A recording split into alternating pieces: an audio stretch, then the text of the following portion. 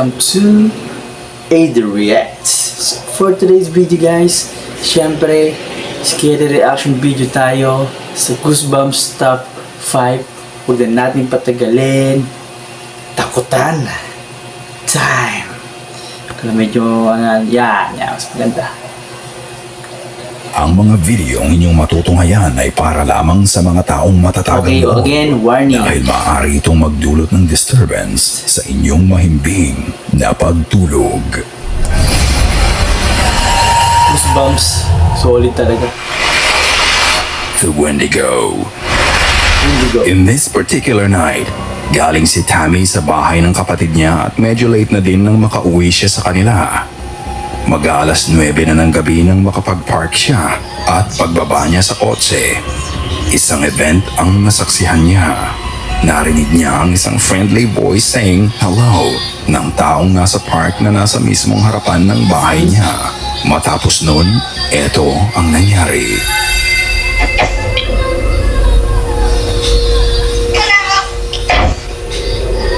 Yung yung boses.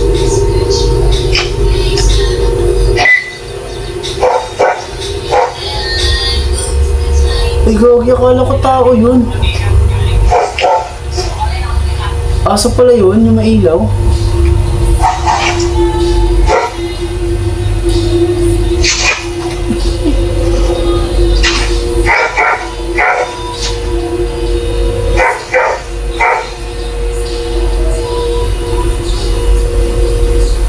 Ay, asa ba yung tao?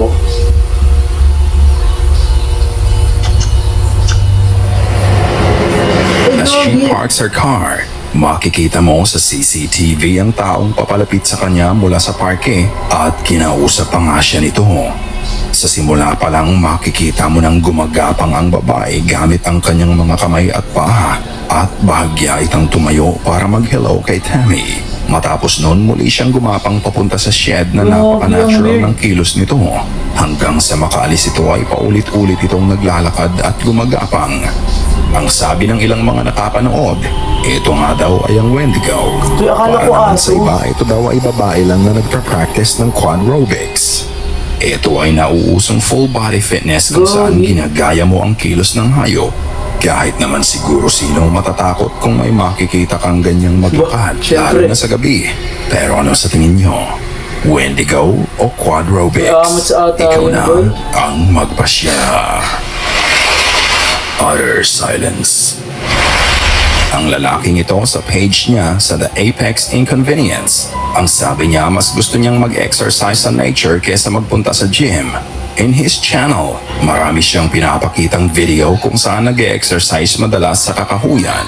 Wala siyang pinipiling oras, sa umaga man o sa gabi. Tuloy ang workout niya.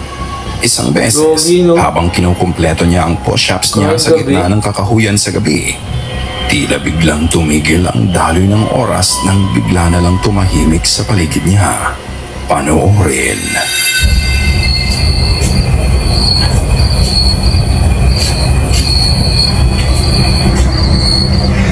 Ayos kasi yung trip. Diyan nag-workout.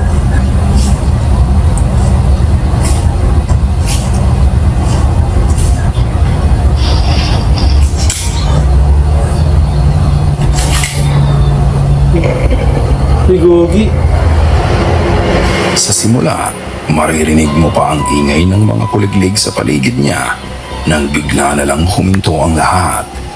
Pag nasa ganyang lugar ka, boy, imposibleng wala kang, alam mo yun, wala kang mararamdaman, wala kang maririnig.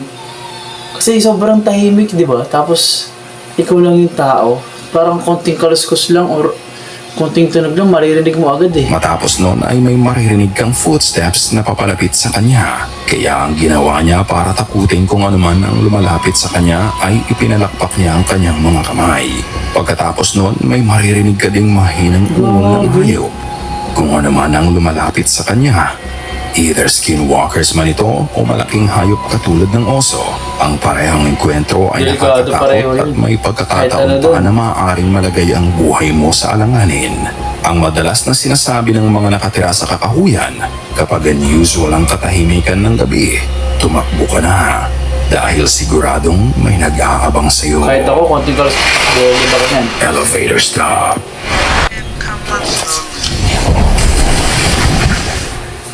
Whoa. Ayon kay Emerson, bata pa lang siya ay nakakaramdam na siya ng mga multo sa paligid niya. Hindi man niya nakikita ang mga ito pero alam niya kapag merong malapit sa kanya dahil sa kilabot na nararamdaman niya. Isang beses, kasama niya ang mga kaibigan niya sa isang building. Bakante ang ilang mga palapag dito ngunit kahit walang tao doon. Kusang humihinto ang elevator tuwing dadaan doon. Ito Gogi. ang naging karanasan nila. Kasi may pumipindot yan. Puta ka na dyan, sabi 16 floor. Gogi. Ay, puti ang dilim, gogi. Sino pipindot nun, boy? Putik talaga. Kakasabi lang niya, ito yung 16 floor. Yan. Putang ino. Pumili na naman. 50 lang ng 14th floor. Oh, game niya, boy. Ay, putik ka. Ang dilim, gogi. Ay, tong... Gogi ka, boy. Alas ng gago! Alas ng gago! Ano sabi niya? Ayun yung 14th floor. Oh, ayun 12th floor. Kasi 14th floor. Gogi. Ay, okay. Parang, syempre, di ba? Parang imposible naman din. Kasi ang elevator, nakaset yan. Na titigil yan kapag pinindot. Hindi ko alam kung meron ba diyang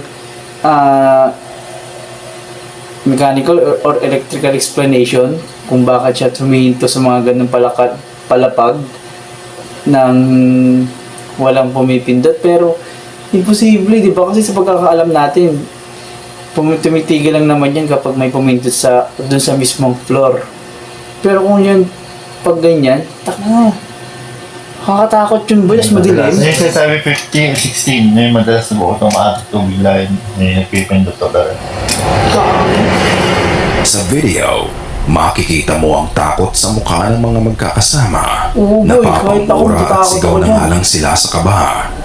Dahil ang elevator na sinakyan nila, kahit hindi naman nila pinipindot, kusa na lang nagbubukas sa ilang floors, lalo na sa 15th at 16th floor ng building. Ngunit ang Bakit kaya, no? nakakapagtaka, tuwing hihinto ito, makikita mong walang ilaw at bakante ang palapag na hinihintuan nila.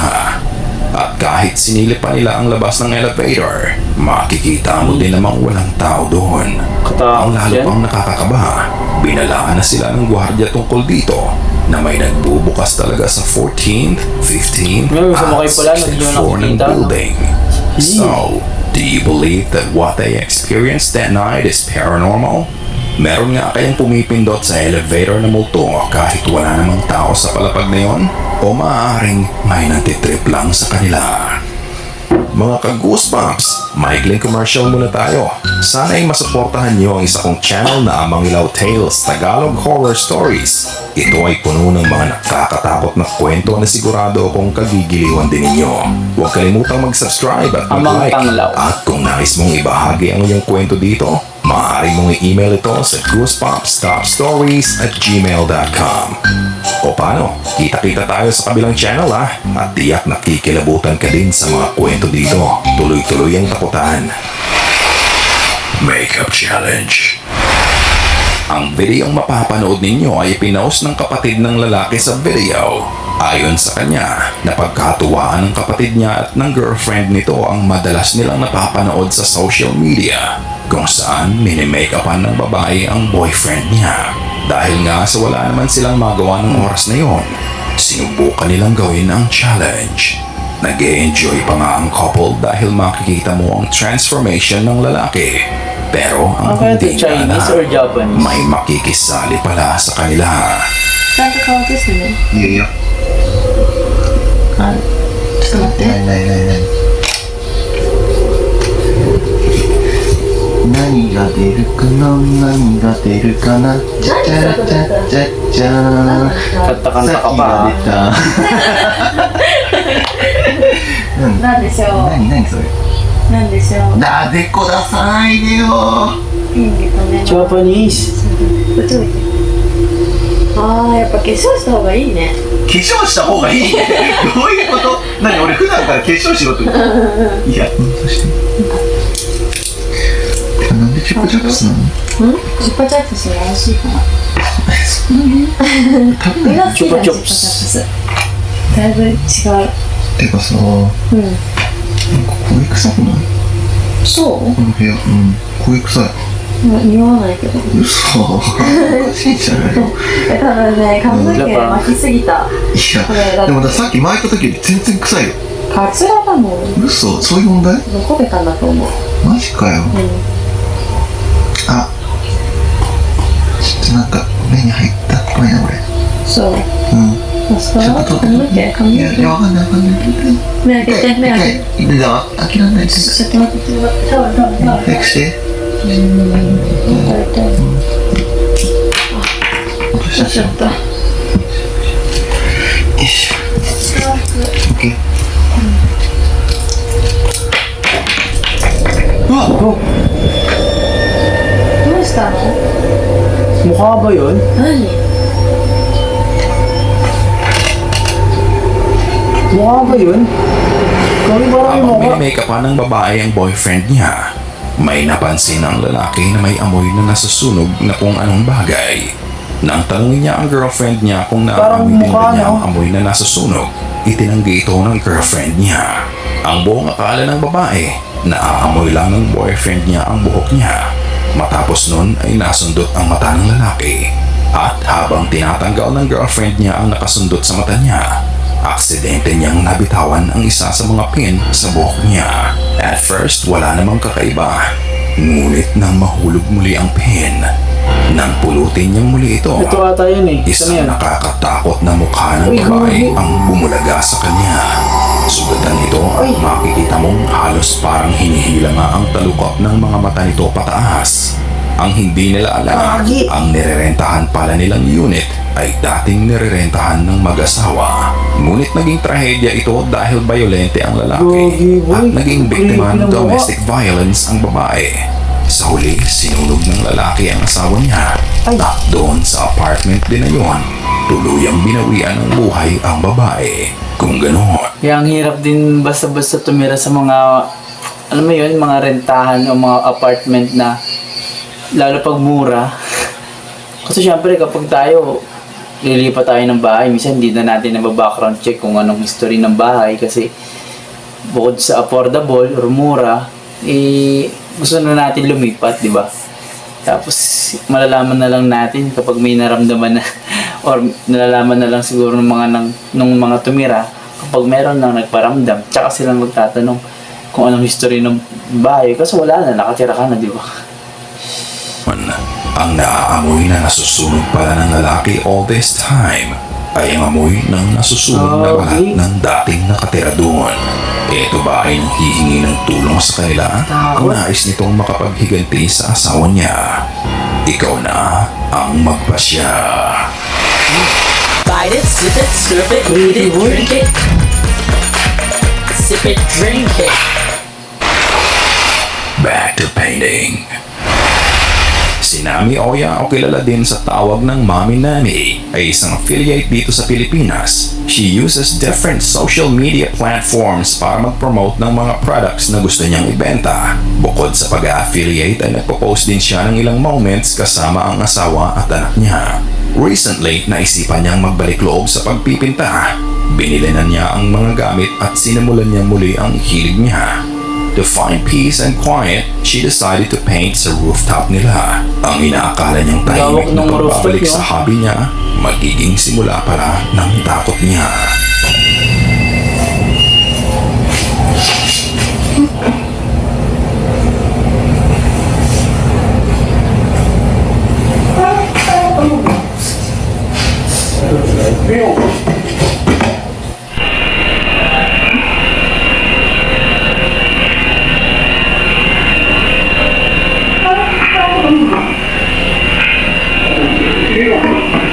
May boses, parang lalaki.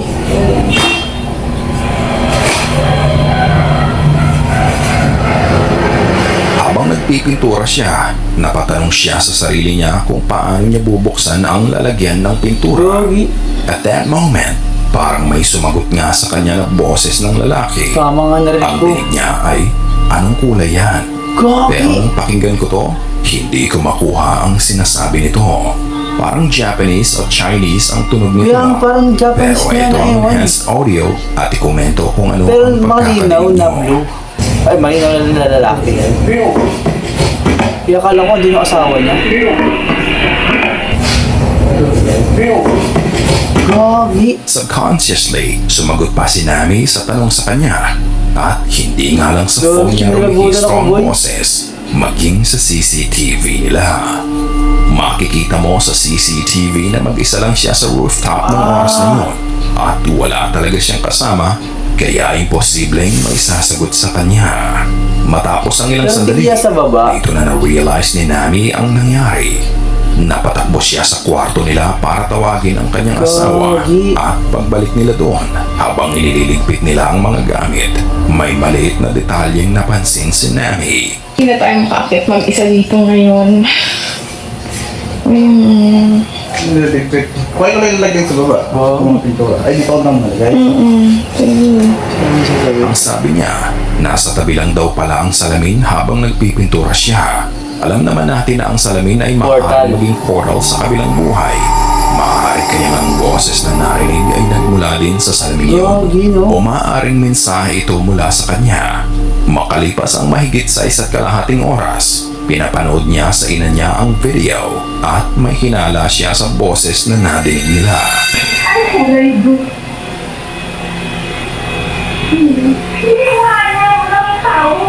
Gagi, di ko alam kung bakit pero tumikilabutan ako, gagi.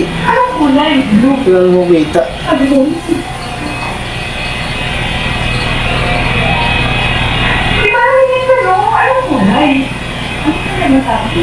Siguro relative nila yun.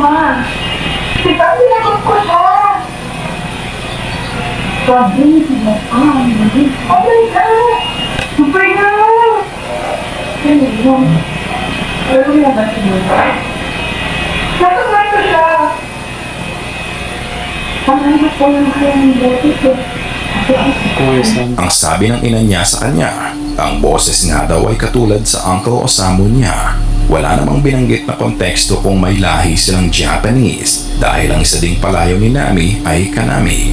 Ito ay assuming ko lang. Kung may lahi talaga silang Hapon at kaboses ng tito nila ang narinig sa video, hindi kaya sinusubukan itong makipag-communicate sa kanya sa pamamagitan ng salamin na nasa Dami. gilid ng canvas Teka lang. niya nung gabing yun. Kung may lahi talaga silang Hapon at wala namang binanggit na Daming konteksto PC, oh. kung Sana all. Baka naman kahit isa lang, oh. may lahi silang Japanese dahil ang isa ding palayo ni Nami ay Kanami. Ito ay assuming ko lang. Kung may lahi talaga silang Hapon at Kanami. kaboses ng tito nila ang narinig sa video, hindi kaya sinusubukan itong makipag-communicate sa kanya sa pamamagitan ng salamin na nasa gilid ng canvas niya nung gabing yon? O meron pa bang ibang paliwanag sa Gagi, nangyari? boy. Katulad ng dating mga Nakakatakot rin talaga yun. Pero mukhang ikaw hindi niya naman na ata na... ang Hindi, narinig magpasya. niya. Narinig niya pala. Ikaw na ang bahalang humusga. Sana ay kinilabutan ka sa mga video na aming itinampok ngayong gabi. Kung may nais kang ibahagi ay bukas ang aming email na Grabe. goosebumps.topstories@gmail.com at Facebook page. Baka talaga. So, yun lang guys. Sana nagustuhan nyo itong reaction video natin. And please subscribe sa ating channel and hit the notification bell para maging updated ka pa sa mga reaction video na scary videos na i-upload natin. So, yun lang po at adios.